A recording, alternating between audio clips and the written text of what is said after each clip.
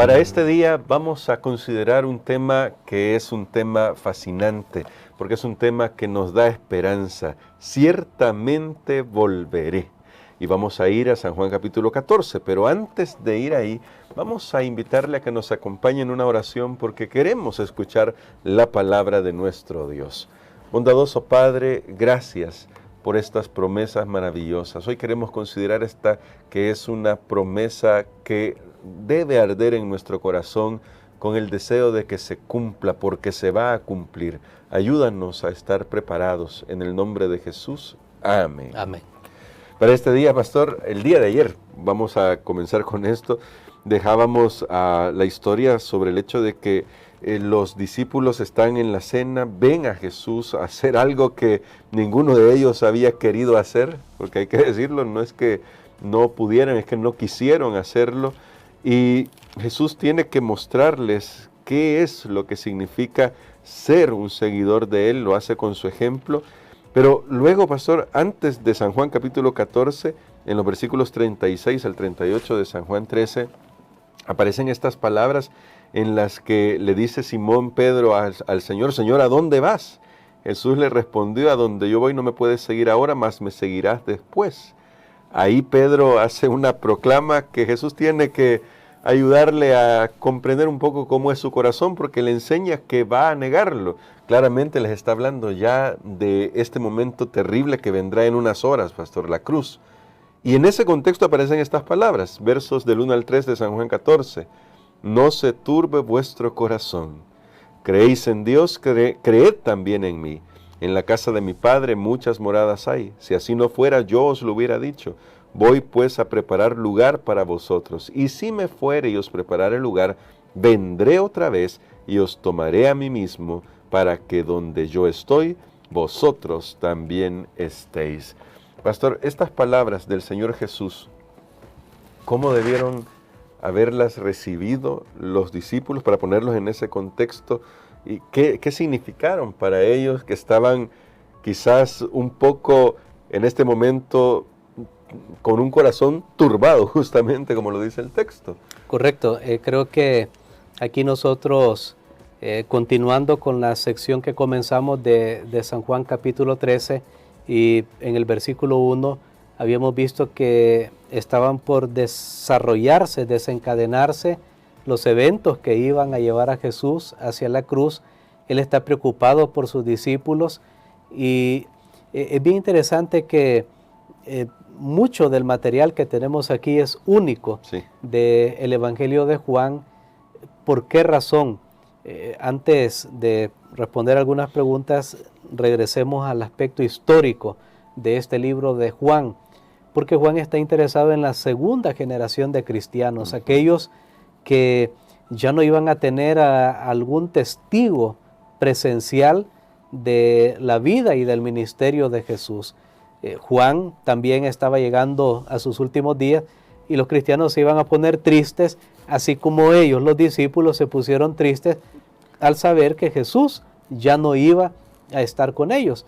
Entonces este evangelio es escrito para nosotros, amén, prácticamente para nosotros que no tenemos la presencia de Jesús físicamente, pero que tenemos su palabra y tenemos su promesa, que es lo que ahora aparece aquí en San Juan capítulo 14. Entonces, habiendo puesto ese contexto histórico, el porqué de este libro, entramos a una de las promesas de Jesús más amadas, más acariciadas por los creyentes. Bueno, este es un texto que yo lo memoricé desde que estaba pequeño. Creo que toda persona que ha crecido en la iglesia o ha entrado joven ha tenido la oportunidad de memorizar esta promesa, San Juan capítulo 14, los versículos 1 al 3, y tengo que destacar algo.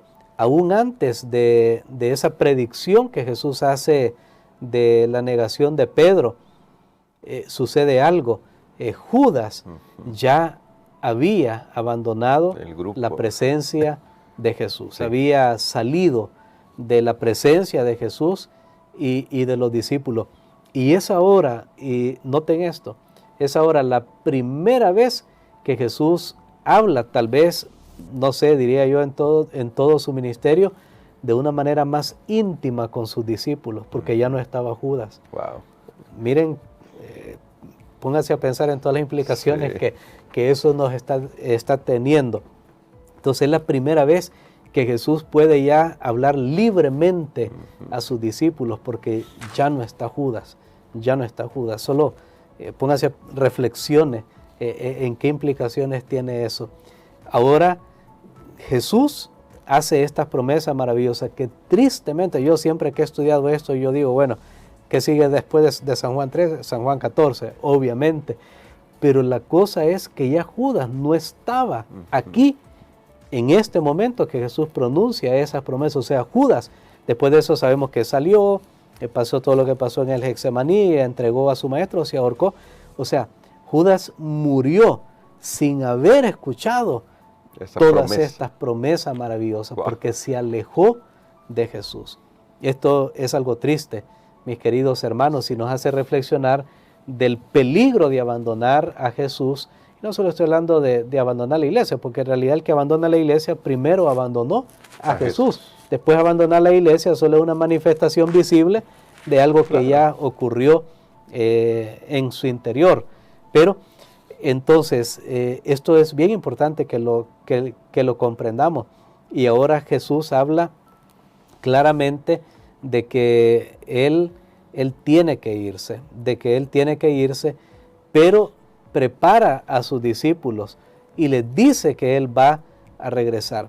O sea que esta promesa que nosotros conocemos muy bien y que Él dice claramente aquí en el versículo 3, vendré otra vez. En realidad, es bien interesante. Ustedes pueden leer en su lección, hay una construcción en el idioma original en que esto fue escrito en el griego que es como un presente que se le está diciendo, o sea, estoy viniendo. Es algo que ya se está realizando. Pero es que yo veo algo también acá. Aquí veo que esta promesa se cumplió,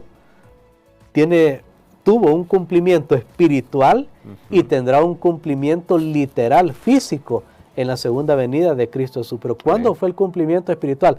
Porque a partir de este capítulo 14, que ya Jesús habla íntimamente, mire, estos capítulos 14, 15, 17 de San Juan tienen unos mensajes extraordinarios que solo son para discípulos. Ojo, solo son para los que se quedan, solo son para los que permanecen, no para los Judas.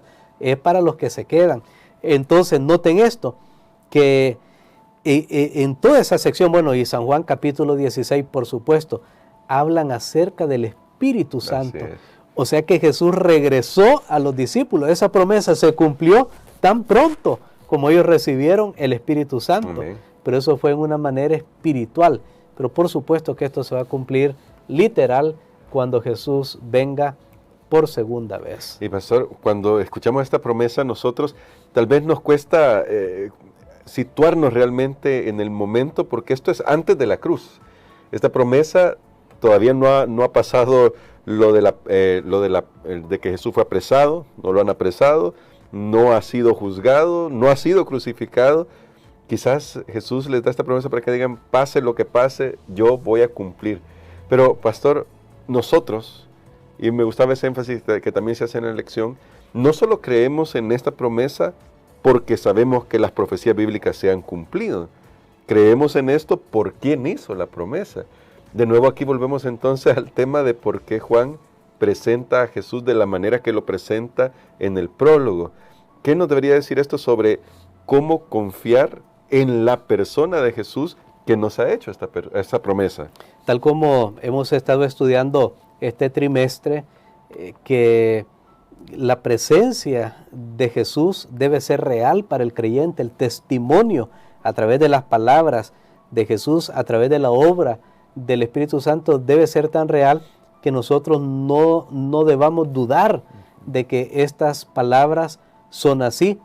Y cuando nosotros confiamos en el que ha pronunciado esas palabras, nosotros podemos estar seguros que se van a cumplir. Por ejemplo, cada uno de nosotros conoce diferentes historias de promesas que han sido hechas y no se cumplieron. Sí. Pero conocemos de personas que cuando dijeron, mira, yo voy a hacer esto, lo hicieron. Y estoy recordando aquí la historia de un niño que estaba ahí en el río, gran río del Amazonas, estaba ahí en un puerto abandonado. Unos misioneros pasaron por allí, vieron a este jovencito probablemente y entonces le dijeron, ¿y qué estás esperando aquí o qué hace? Y dice, estoy esperando que venga una embarcación para llevarme. Y los misioneros le dijeron, no, aquí no pasa ninguna embarcación, ya este puerto está abandonado, en desuso. Y él aseveró y dijo, no, yo estoy esperando aquí. Y bueno, en lo que estaba en la discusión, los misioneros querían llevárselo porque lo veían ahí abandonado. De repente vieron que una embarcación se acerca. Y entonces el niño dice, ahí viene mi papá, dice. Y los misioneros le dicen, ¿cómo tú estás seguro? Porque él es el capitán del barco, dice. Entonces el niño estaba seguro, su papá le había dicho, o ese jovencito, yo voy a pasar aquí a recogerte, y él sabía que su padre no lo iba a dejar abandonado. Entonces, creo que cuando nosotros conocemos a Jesús personalmente, mire, ya cuando aceptamos a Jesús, nos ha limpiado nuestros pecados, nos ha liberado de la condenación, de la culpa que sentíamos, y ahora tenemos paz. Si Él hizo eso en mi vida, ¿por qué no va a cumplir que dijo que va a venir otra vez? Amén. Pero esto me lleva un poco más a las profecías en general, y hay un texto, no lo leímos, pero hoy lo vamos a leer, está en San Juan capítulo 13 y el versículo 19. Que dice de la siguiente manera acá, desde ahora os lo digo antes que suceda, para que cuando suceda creáis que yo soy. Muy bien, noten ustedes que esto habla acerca de las profecías y nos dice que tienen un doble propósito. Número uno, cuando Jesús dice esto, os lo he dicho antes, si nosotros entendemos las profecías, no es solo para conocer o saber qué va a suceder, sino que tiene que cambiar la manera como vivimos ahora. Por eso no es de extrañar que a partir de toda esta sección Jesús hace mucho énfasis en cómo sus discípulos deberían vivir y en una vida de amor y de servicio. No solo porque conozco esta profecía. Claro. Recordemos, los judíos, los líderes judíos tenían las profecías y las conocían muy bien, sí, aparentemente, pero conocían tanto detalle que cuando las profecías estaban cumpliéndose ante sus ojos, no las recibieron. Yo temo que muchos están tan preocupados en tantos detalles, o que algunos, y cómo creen que van a suceder las cosas, que cuando estén sucediendo o ya están sucediendo, piensan que no es el cumplimiento y están esperando otra cosa.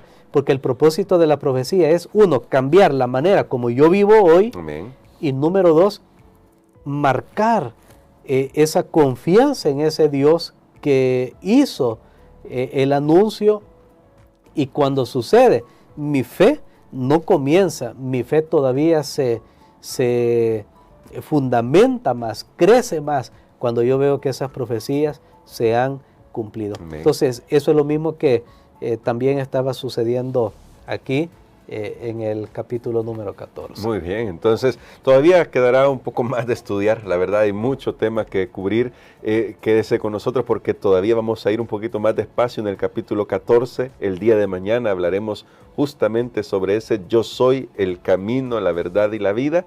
Así que atentos a estas lecciones. Por hoy, pastor, me gustaría que orara por nosotros para que nos apropiemos de esta promesa por quien la dijo, que es nuestro Señor Jesucristo. Él la ha cumplido cuando el Espíritu Santo llega a nuestra vida, como usted decía, me gustaba mucho eso. Y justamente por eso la cumplirá. Su cruz es la garantía de que se va a cumplir su regreso tan esperado. Amén. Padre, gracias te damos, Señor, porque tú tienes promesas maravillosas para los que creen, para los que confían, para los que se quedan, para los que no abandonan.